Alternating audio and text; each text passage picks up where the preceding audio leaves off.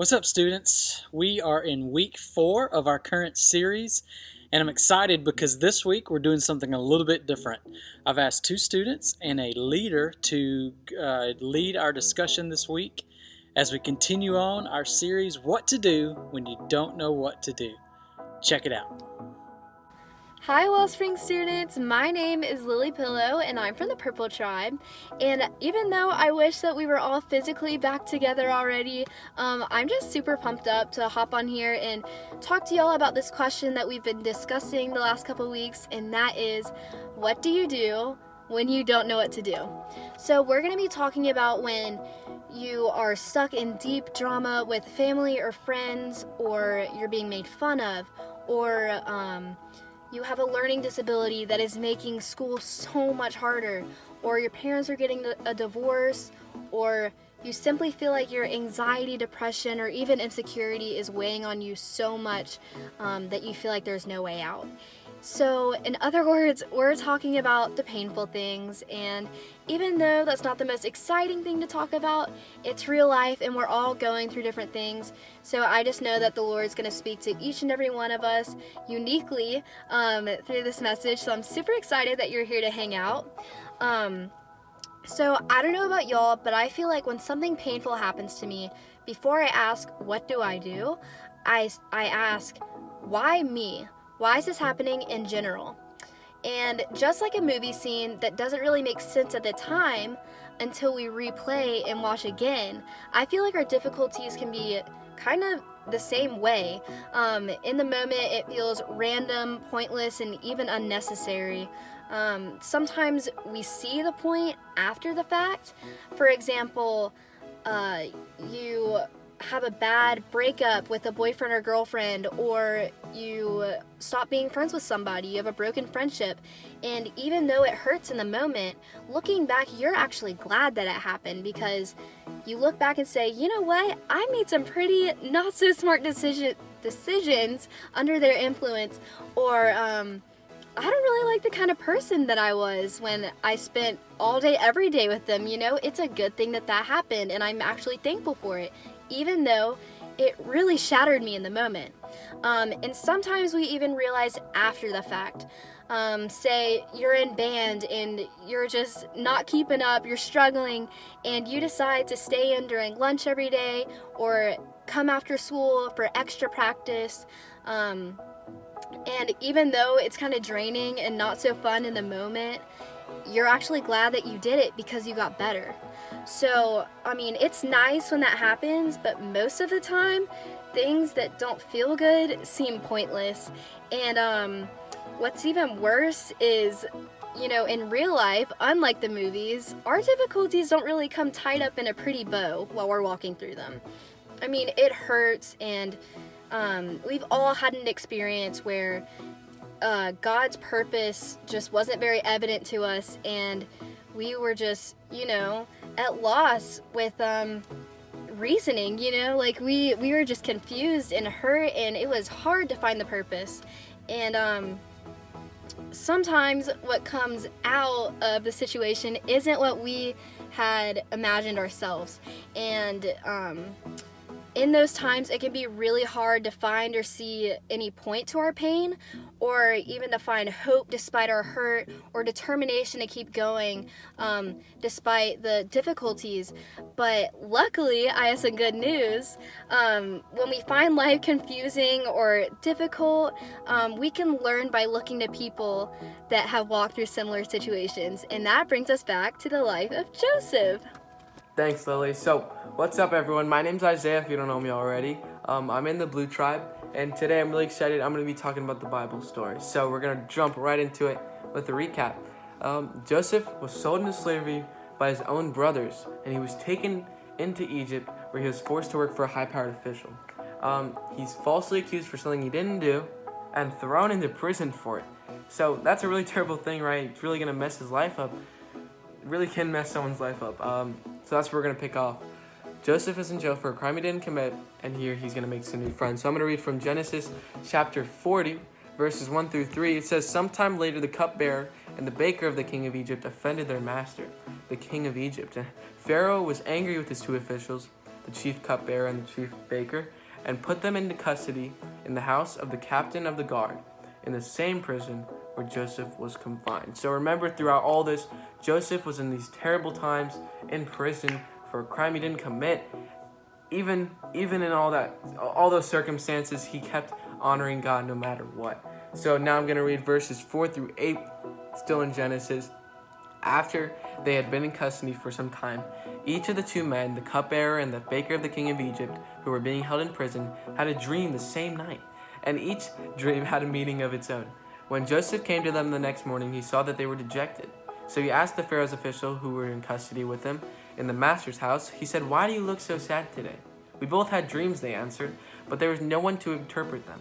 Then Joseph said to them, "Do not interpretations belong to God? Tell me your dreams."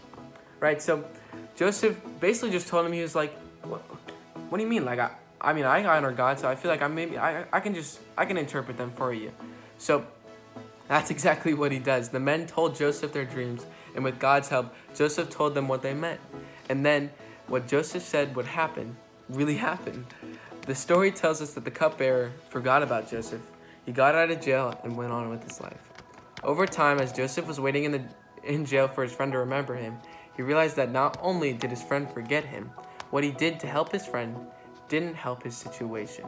But then 2 years later, Pharaoh had two dreams that troubled him. He desperately searched for someone on his staff who could interpret them, but no one could. And that's when the cupbearer remembered Joseph. Pharaoh called for Joseph, who interpreted the dream in incredible accuracy. And as the result, eventually, Joseph made in second charge of all of Egypt.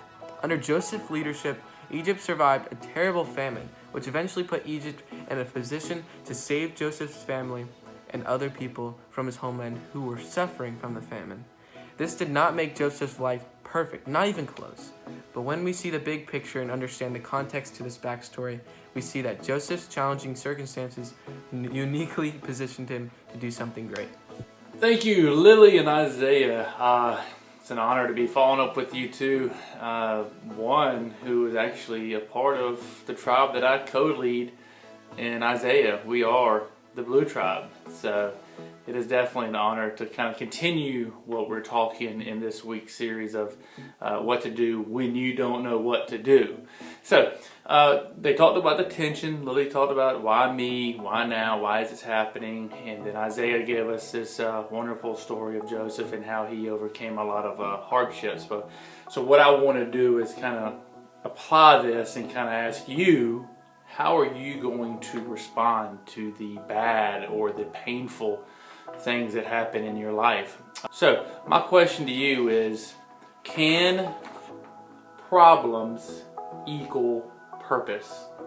Sounds a little simplistic, but can your problems equal a purpose in your life? And I'm here to tell you that yes, they could have a positive effect, a negative effect, but it is kind of our perspective in how we lean on God and how we lean on others in our lives to help us through those hard times. So let's look at application number one, which is no one else has your life story.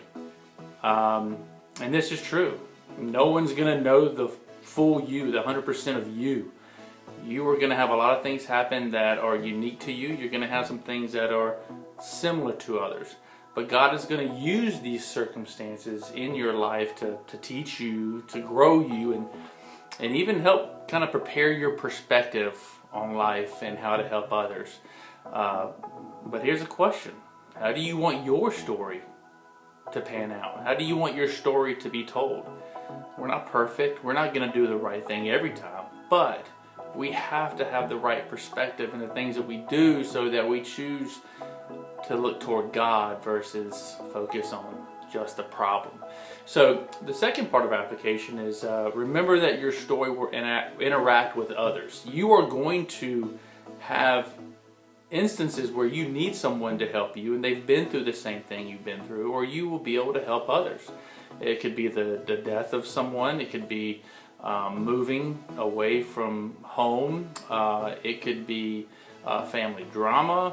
It could be breaking up with a boyfriend, going through a parent's divorce. There's a lot of things that can happen that, good or bad, if we focus on the wrong thing and don't focus on how to have the right perspective and have the right people in our life to help us get through it, it makes it a lot harder on us and even the people around us. So it's very important to have an inner circle of family and friends, maybe a few people that you can really rely on in those extremely tough times. A time that I experienced when I was in college, I played baseball at a small school at Newberry College, which is about 3 hours from here. And you know, in a 3-year period, we had 4 of my teammates die in all different situations. And I was actually the pallbearer for 2 of them, and which is where you actually are one of usually 8 or 9 people who carry the casket. And it's kind of an honor, but kind of reminds you of the bond and the closeness that you had to that person. And one of those, his name was Ethan Howard, was actually my roommate and my best friend at Newberry. So he died. He was the second of the 4. And at the time, I didn't really know how to process it, what to do, who to turn to. I didn't have a lot of great friends that would give me truth and spiritual and godly wisdom. It was more of, hey, how you doing? You know, how's it going? I ended up living a whole semester by myself because he had died a few weeks before we went back to school. And it was a dark time. It was a time that I, in the moment, didn't know what the purpose of that was. But I'm here to tell you that with all that happened, that is a short period of my life, but it was a very impactful in helping mold me as a growing man, as a, you know, being more mature, being a better family man, being a better friend, just learning so much in that moment. To that, not only did it help me in my perspective, but it also allows me to help others that are hurting or maybe going through the same thing. So just want you to know that you're going to go through hard times. You may be going through one right now, but who is that inner circle of yours? Who are you leaning on? Who can you put your faith in to be a safe place, a good place for you to have the right perspective, to figure out what to do when you don't know what to do? So your parents, your grandparents, your leaders, we all have stories that we have created in our life. We all have circumstances that we fought through. And so how are you telling your story? How are you creating the story that people are going to tell of you one day? We want to help. All of your leaders want to help. So the bottom line, remember again, when you don't know what to do, remember that your problems can position you for a purpose. So let's stop focusing so much on the problem, and with God's help, with your inner circle, with your friends, with the help of others, let's put the focus back on God and have the right perspective so we're not having to deal so much with the stresses of the problems that we're going to have. And I want to leave you with one thing. These 2 verses, Hebrews 10:23-24. I'm not going to tell you what they are, but this is what I want you to go read when you're done with this. And I want you to know this is truth from God. I love you. I love all the students, all the leaders. I love Wellspring. I hope you guys are doing okay. Until next time, goodbye.